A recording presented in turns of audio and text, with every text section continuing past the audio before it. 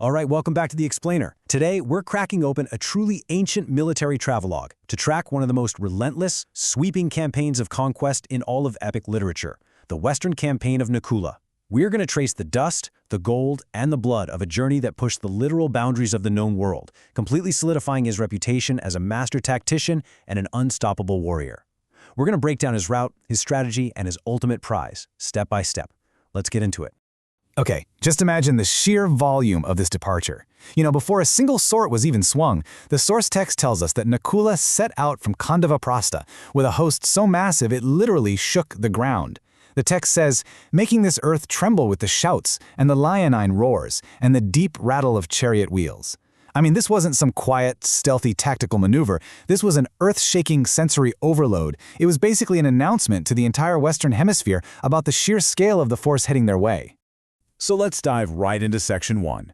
The Western Campaign begins, setting out from Khandavaprastha. Here's a quick roadmap for our journey.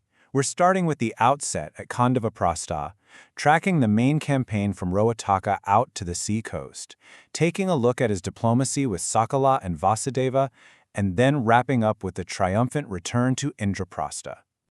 Moving right along to Section 2, Fierce Encounters and Conquests, the First Battles. So, the very first target, Rohataka. And look at the description of this target. This wasn't some barren, middle-of-nowhere outpost. It was a stunningly prosperous, mountainous country. And the text explicitly notes it as being dear to the celestial general Kartikeya. It was just bursting with wealth, cattle, and produce. Now, you absolutely don't take a jewel like that without a fight. And Nakula faced a remarkably fierce encounter with the defending Mattamyurakas right out of the gate. This was a high-stakes, high-reward opening move for sure. But here's the thing. His army didn't even pause to celebrate. Notice the rapid geographic progression here. From the lush heights of Rohataka, Nakula's forces pushed outward immediately, first subjugating the harsh, unforgiving terrain of the entire desert country. Then, literally without missing a beat, they conquered the prosperous region of Sairashaka, followed right up by taking Mahata. It's this incredibly fast-paced, multi-terrain blitz that must have let the regional defenders completely off balance. And maintaining that kind of speed? Well, that requires overwhelming force. The source explicitly points this out, saying, and the hero had a fierce encounter with the royal sage Akrosa. I think this highlights that even highly respected, powerful figures like royal sages stood in Nakula's path and had to be met with brutal, uncompromising military strength. He wasn't backing down for anyone. All that early momentum triggers Section 3, a wave of subjugation, overwhelming the West. Look at the staggering geographic diversity on this list. It's not just the sheer number of tribes and kingdoms he's conquering. In the core kingdoms, he's taking down the Dasarnas, the Sivis, the Malavas, and multiple Karnata tribes. But then, his forces completely adapt. They go after the water dwellers, the Gramanye on the seashore, tribes along the Saraswati banks, the fishery tribes. And if that wasn't enough, they pivot again to conquer the northern and mountain dwellers, climbing up into the Amara Mountains and capturing Divyakuta. It is just total multi-environmental dominance.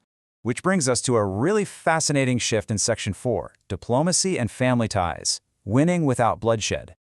Now, what's really interesting about this slide is the complex picture it paints of Nakula as a strategist. On the left side, we see subjugation by sheer force. He's using brute power to reduce the Ramathes, the Harahunas, and various other Western kings. But look at the right side. When dealing with Vasudeva and his own uncle, Salya, he totally shifts tactics. He sends messengers. He relies on affection, respect, and family ties to bring them under his sway. He achieves the exact same political goal, total submission to his campaign, but he completely bypasses the battlefield. It's a highly sophisticated dual strategy. The diplomatic win at Sakala is a perfect example of this. It was particularly sweet. Not only did Uncle Satyalya accept the sway of the Pandavas out of pure affection, but he actually treated Nakula to lavish hospitality. Nakula is entertained at the city of the Madras and ends up departing with a massive haul of jewels and gems.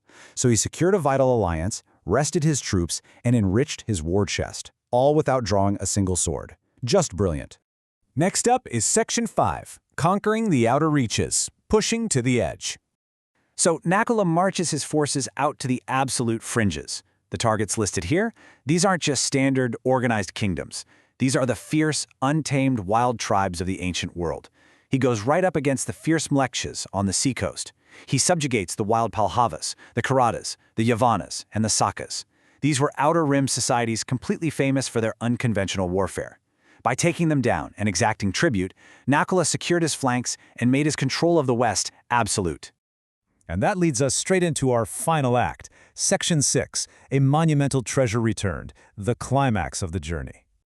Okay, really take a second to look at this number.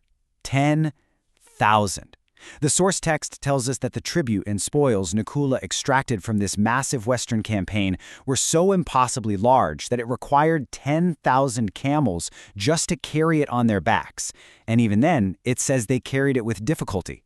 To put that into perspective, this wasn't just a military victory. This was an unprecedented transfer of wealth on a continental scale, slowly marching its way back home.